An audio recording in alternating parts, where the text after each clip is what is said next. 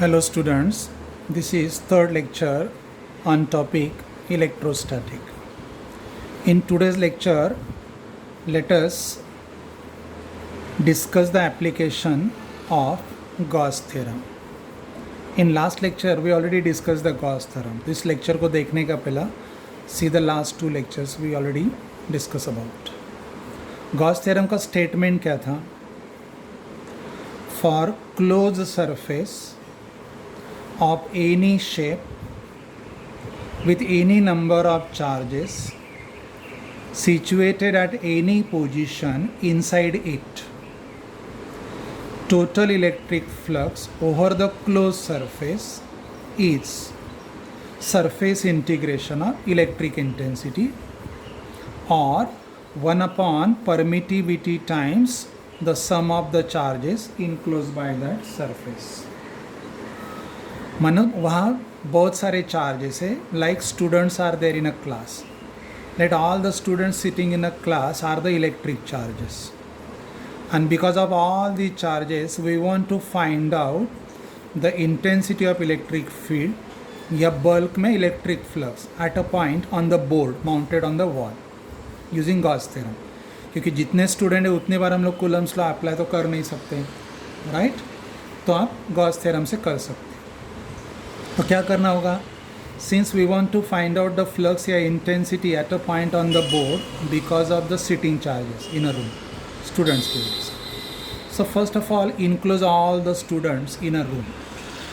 मतलब एक क्लियर हो गया कि दीज आर द सोर्सेस. तो उनको पहले हम लोगों ने कन्फाइन किया by a surface drawn. Surface क्या है? Room. And second thing is what? that surface should pass through the point where we want to find out intensity. तो रूम का जो सरफेस एरिया है उसने सब चार्जेस को तो इनक्लोज कर ही लिया, यानी स्टूडेंट्स को, और उस सरफेस जो पॉइंट है बोर्ड पे उसमें से भी पास हो रहा है. अभी आप गॉस थ्योरम अप्लाई कर सकते हो. तो what is the right hand side? Flux over the close surface is what? 1 upon epsilon 0 के ब्रैकेट में सम ऑफ ऑल द चार्जेस. मतलब हर स्टूडेंट एक चार्ज पजेस कर रहा है, सो सभी चार्जेस का एडिशन.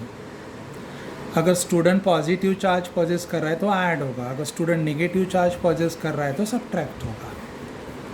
अगर कोई स्टूडेंट रूम के बाहर है सो दे डू नॉट कॉन्ट्रीब्यूट. अगर कोई स्टूडेंट वॉल पे है तो that student does not contribute. So strictly enclose charges. तो गॉस थ्योरम अप्लाई करने के दो कंडीशंस क्या है? First of all, enclose the charges by some suitable surface, and second, surface should pass through the point where intensity of flux is expected. तो पहला application देखते हैं. Intensity of electric field at a point outside the charged spherical conductor. 12th syllabus में आपको ये एक ही application है. स्पेरिकल कंडक्टर मतलब hollow metal sphere. Solid metal sphere का कंटेंट 12th सिलेबस में नहीं है. So that we will discuss with the MCQ lectures. अभी ज़रूरत नहीं है. या इंसुलेटिंग कंडक्टर रहेंगे तो उसके लिए भी हम लोग MCQ लेक्चर में डिस्कस करेंगे, नॉट नाउ. पहला स्ट्रिक्टली सिलेबस. तो एक स्पेरिकल कंडक्टर है, हॉलो स्पेरिकल शेल है, स्पेरिकल कंडक्टर है of radius capital R, and it is kept into a medium of permittivity epsilon and dielectric constant K. मैं repeat करता हूँ. Now in today's lecture we are finding electric intensity at a point outside the charged spherical conductor. लेकिन ये conductor कैसे? Shell है. So let A is a spherical conductor of radius R. It is kept into a medium of permittivity epsilon and dielectric constant K. To this conductor charge Q is provided.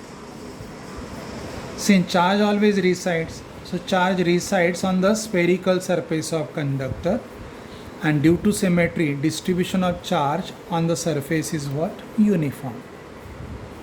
तो ये हो गया spherical conductor carrying the electric charge. This is the point here. ये एक point है, मैंने लिखना भूल गया.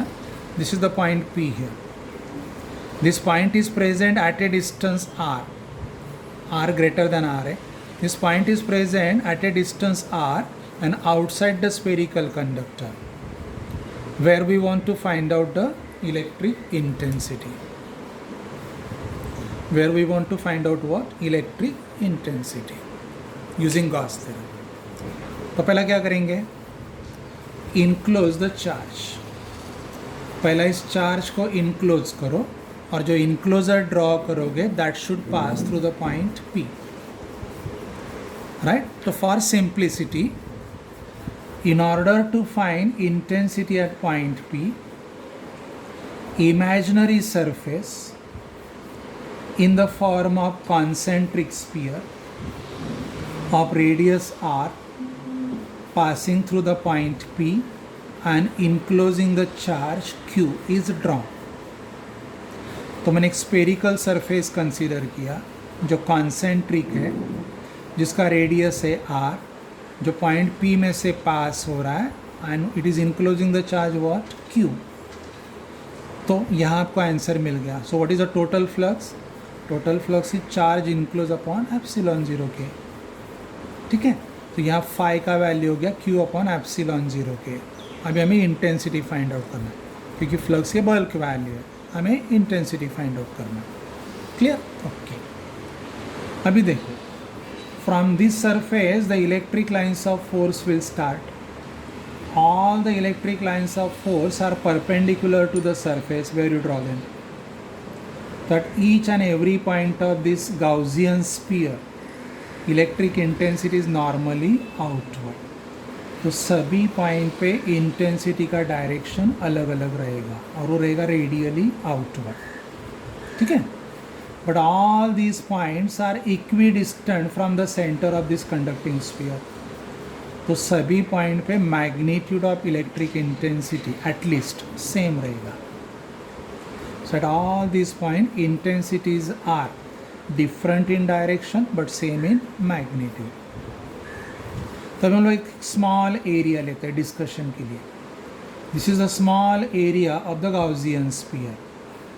Being very very small, it is called as the area element, ds. Though it is a part of sphere, but being very very small, it appears plane surface to us.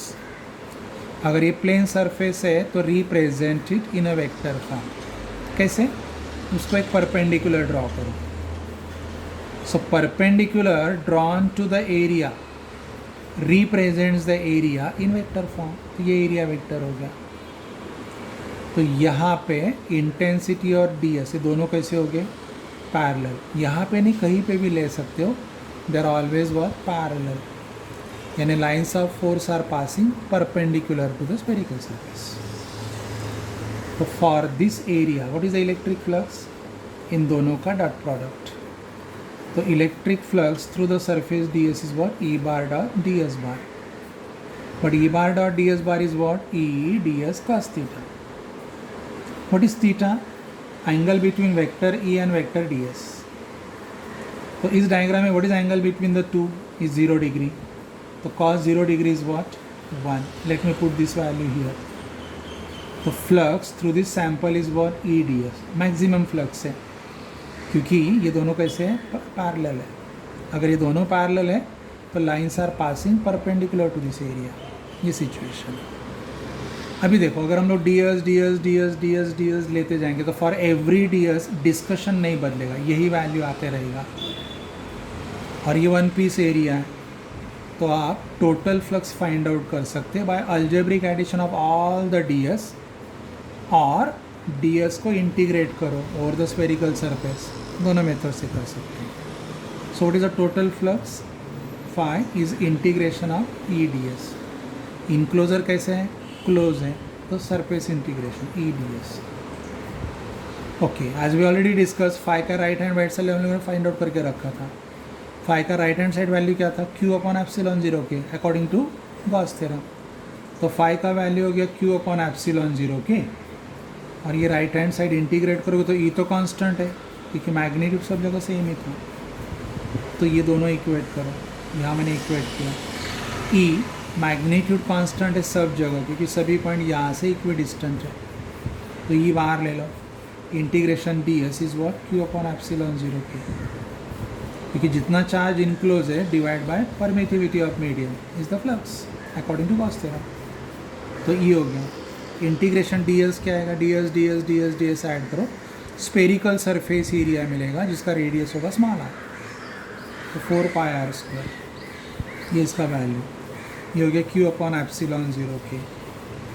अभी equate करो, so for E is equal to क्या आएगा 1/4πε0 के Q upon r²। This is intensity of electric field at a point at a distance r outside the charged spherical conductor। ठीक है। अभी यहाँ देखो, ये हो गया गॉस थ्योरम। हम लोग गॉस थ्योरम से कूलम्स लॉ डिराइव कर सकते हैं। जैसे सेंटर ऑफ मास है, अगर हम लोग मास कंसीडर करें तो इस मास का कॉन्सेंट्रेशन कहाँ कंसीडर होगा, यहाँ पे सेंटर ऑफ मास। वैसे तो ये सेंटर ऑफ मास हो गया इसका। अगर हम लोग मास लेते हैं, ये चार्ज है, the entire charge residing is equidistant from this point. हम लोग एज्यूम कर सकते हैं let the charge is concentrated at this point. तो अगर ये चार्ज यहाँ पे प्रेजेंट है तो how far from this charge, point of observation is small r. तो इंटेंसिटी क्या आएगा अकॉर्डिंग टू कूलम, क्या आएगा 1/4πε0 Q upon r²। This is how you can derive Coulomb's law by using a Gauss theorem. तो ये miscellaneous question हो सकता है एग्जाम में। ठीक है, ये कुछ केसेस से डिस्कस करने के लिए। अभी कितना चार्ज यहाँ पे प्रेजेंट है, Q। Charge Q is residing on the spherical surface. What is the radius of spherical surface, r। So this charge is residing on the spherical surface area 4πr²। So charge per unit area is called as surface charge density, sigma. तो हम लोग ये formula in terms of sigma भी लिख सकते हैं। कैसे देखें, ये फॉर्मूला हो गया पहला। अगर पॉइंट आउटसाइड द स्फीयर है तो ये फॉर्मूला हम लोगों ने ऑलरेडी डिराइव किया, 1/4πε0 के Q अपॉन r²। ठीक है। अब ये फॉर्मूला हम लोग इन terms of surface charge density लिख सकते हैं, क्योंकि charge is residing on surface area. क्या करेंगे, यहाँ ऊपर और नीचे कैपिटल R² से मल्टीप्लाई कर लो, तो नीचे का 4π और एक कैपिटल R², ये हो गया सरफेस एरिया, और ऊपर Q है, तो Q अपॉन 4π कैपिटल R² का रिप्लेसमेंट आ गया सिग्मा। ऊपर क्या बचा है, कैपिटल R², और नीचे क्या बचा है ε0 के स्मॉल r²। तो ये फॉर्मूला आ गया। So this is also electric intensity at a point outside the spherical charge conductor, sigma r² upon ε0 के r²। ओके, दूसरा केस, अगर ये पॉइंट सरफेस ऑफ कंडक्टर पे ही होता, मतलब r और r न्यूमेरिकली सेम हो जाते, तो ये फॉर्मूला कैसे रिड्यूस हो जाता, simple, small r² is replace by capital R²। ठीक है, यहाँ क्या होता है, ये दोनों कैंसिल हो जाते हैं, तो सिग्मा अपॉन ε0 की। So these are the intensities at a point on the surface of conductor. There is one more application, अगर हम लोग पॉइंट जस्ट आउटसाइड लेते हैं तो भी यही वैल्यूज आते हैं, but now it is not for your syllabus, निकाल दें। ओके, अगर पॉइंट P मैंने इनसाइड लिया, inside the spherical conductor, so that small r is less than capital R, तो इंटेंसिटी क्या रहेगा, तो इंटेंसिटी रहेगा 0। जस्टिफाई कर सकते हैं, कैसे देखो, अगर मैंने ये पॉइंट P यहाँ अंदर लिया, so that R is less than capital R, यहाँ पे है, तो क्या करेंगे, पहला इस पॉइंट में से एक सरफेस ड्रॉ करो। ठीक है, तो इस पॉइंट में से सरफेस ड्रॉ करो, लेकिन ध्यान दो वो सरफेस इस चार्जेस को इनक्लोज करना चाहिए। तो इस पॉइंट से मैंने अगर सरफेस ड्रॉ किया तो वो सरफेस इन चार्जेस को इनक्लोज नहीं कर पाएगा।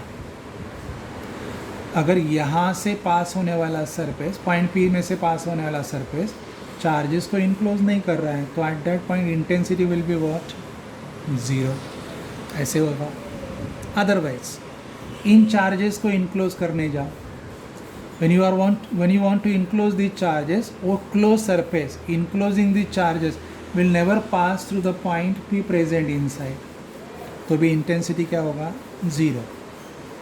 So whenever the point is inside the charge conductor, surface drawn passing through that point does not enclose the charge, or if any enclosure is drawn, that will not pass through that point.